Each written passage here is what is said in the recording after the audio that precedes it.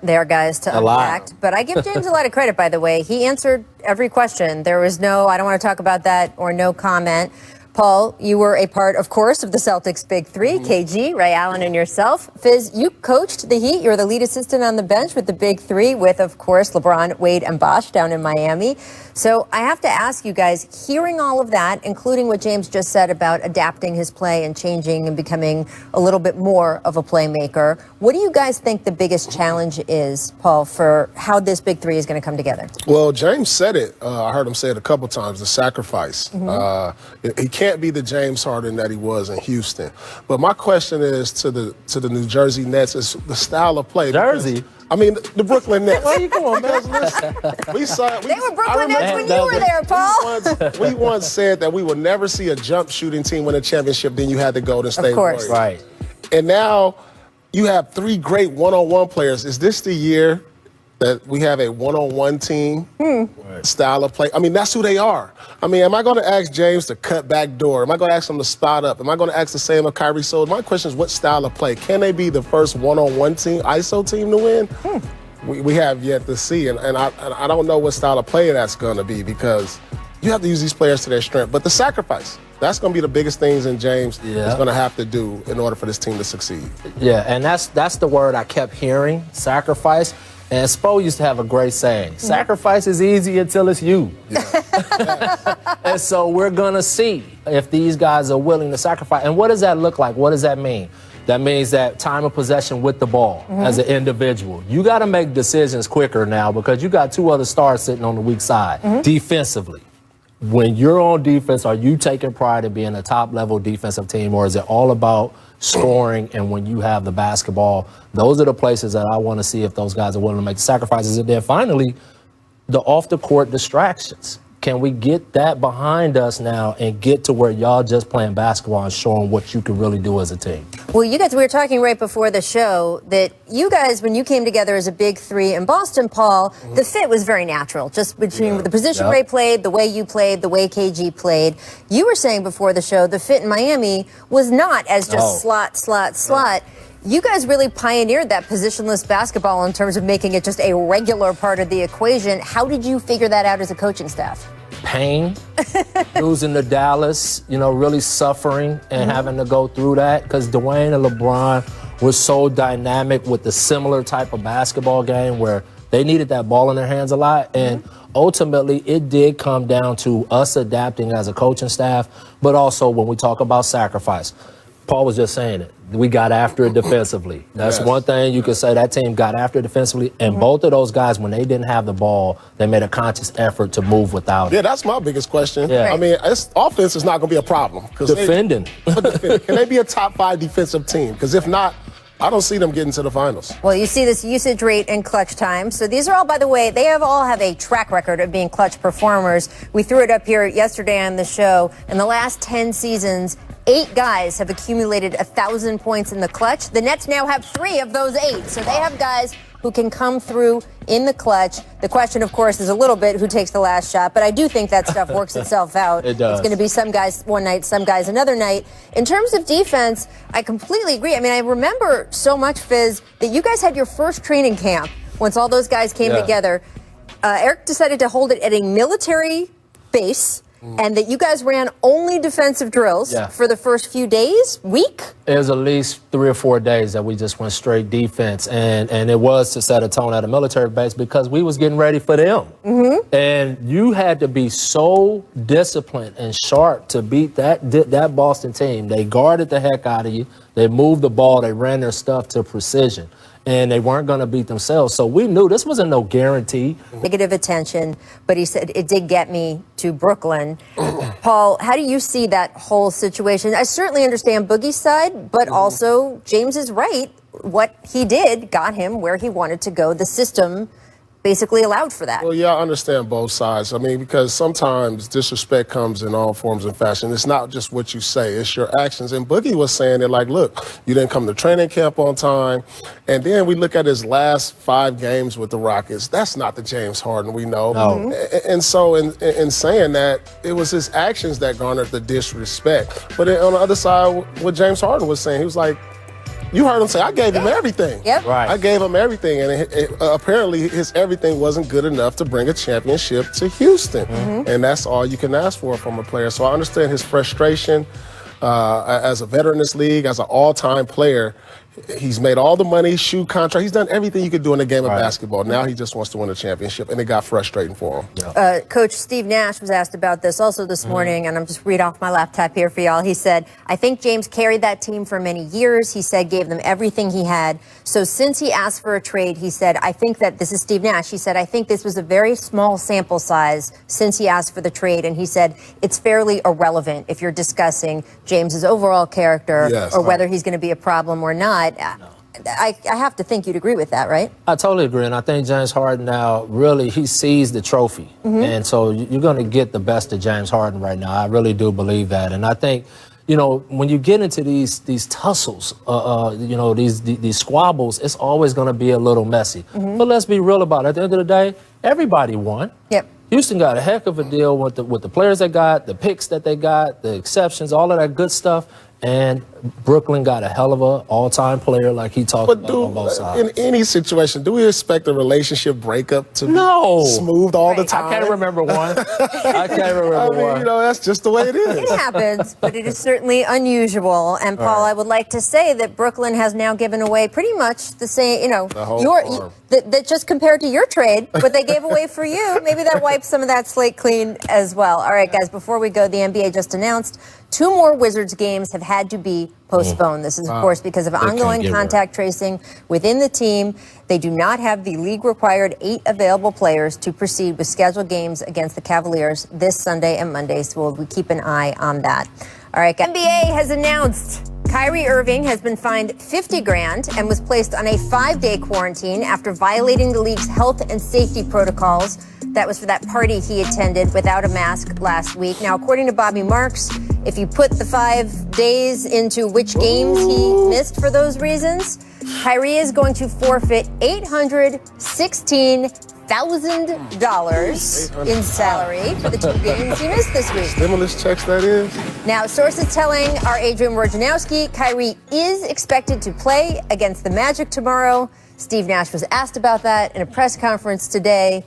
He had no details on how the reintegration would go. He said, I have no update on how Kyrie would get back reintegrated into the team to play tomorrow. So we will still wait and see. Welcome to The Jump. I am Rachel Nichols alongside Coach David Fizdale, 2008 Finals MVP Paul Pierce. And guys, coming up, we got Luka versus Giannis tipping off in less than 5 hours right here on ESPN. Oh, yeah. Later in the show, we will handicap the MVP race where these 2 are the front runners in Vegas. Woo! First, though, we begin today's show with, of course, James Harden. Just made his first public appearance as a member of the Nets, spoke to reporters virtually in the last few minutes, addressed a lot of the lingering questions surrounding his departure from Houston and his future in Brooklyn. Take a listen. What does it represent? What does it mean to you? It means a lot. Just, coming for, 8 years in Houston and then, having a fresh start with some unbelievable talent and obviously the coaching staff, the front office, from top to bottom. The welcome has been amazing, so it's a fresh start for me to go out there and ultimately have a chance to compete at a title. Bruce Beck, NBC New York. Hey, James, what's your message to Nets fans on what kind of player and what kind of teammate they're getting? An elite player, an elite teammate, an elite leader, and just a guy that's willing to do whatever it takes to rack up as many wins as we can, sacrifice. Brian Lewis, New York Post. Hey, James. Welcome. Following up on that, I mean, you've proven yourself to be an elite player, and KD's an elite player, Kyrie's an elite player. All you guys have had the ball in your hands and been asked to make big shots. I'm curious how the 3 of you make sure that you guys come together and keep the main thing, and find a way to gel for the greater good. Chemistry. Sacrifice, and like you said, we're all elite. So depending on the game, depending on, what's going on throughout the course of the game, that's going to determine who gets the ball and who makes the plays.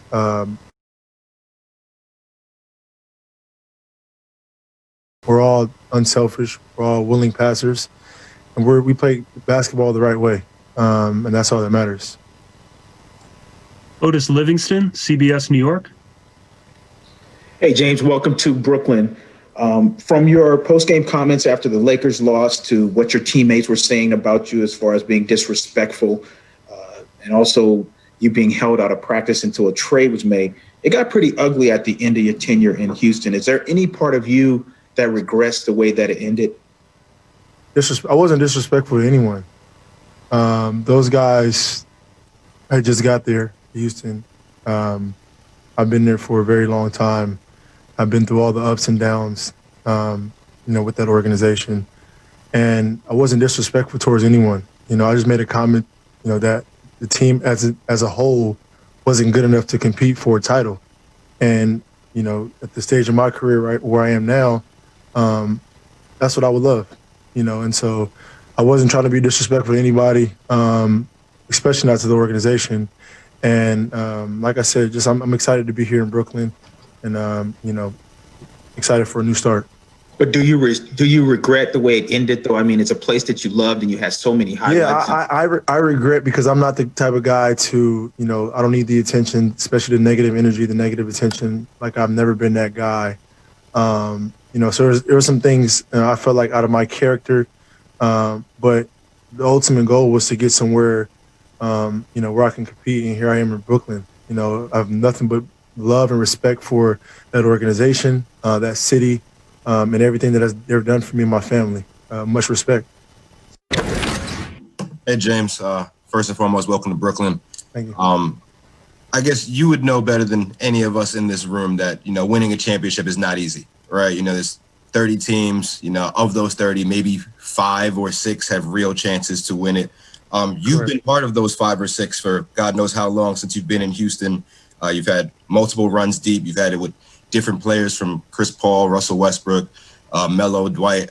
I'm just curious as to what gives you the confidence that this time around will be different and that this group can get it done.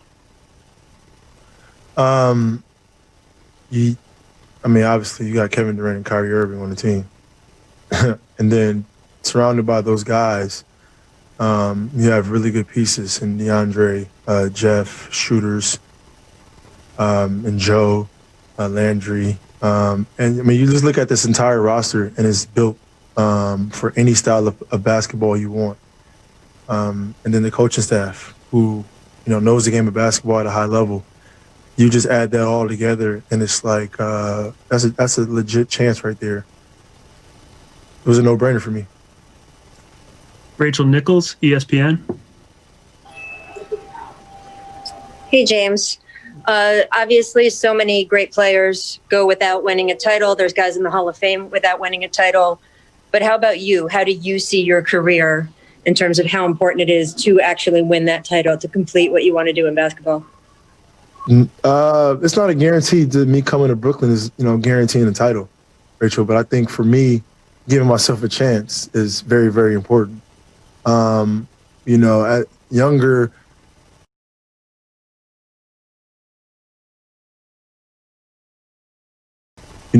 giving myself a chance, but wanting to get paid and wanting to take care of my family was very, very important to me. Now, the stage of my career is giving myself a chance to do something that I haven't accomplished yet in this league, and that's very important to me now, and that's the situation that I'm in, and that's why I'm here in Brooklyn. I'm excited for the new opportunity. Obviously, we know it's not easy. It's not going to be easy at all, but with this roster and this coaching staff and this organization, I think we have a legit chance. I know you're obviously still getting acclimated to this team, but when you look at yourself and you look at the pieces, what parts of your game do you envision, staying the same for this to work, and what parts do you envision changing for this to work with this team? Very good question. I think for me, my playmaking ability, we have 2 elite scorers that the world knows already. My job is to come out here, obviously score the basketball when needed, but my playmaking ability, whereas getting getting our shooter shots, getting our bigs finishes around the rim, and making the entire team better. I think that's one aspect of my game that will excel in this offense. And as long as I'm making my teammates better, it doesn't matter about the points. Like, I think everybody knows that I can score the ball at a high clip, and that's where the sacrifice comes in at. So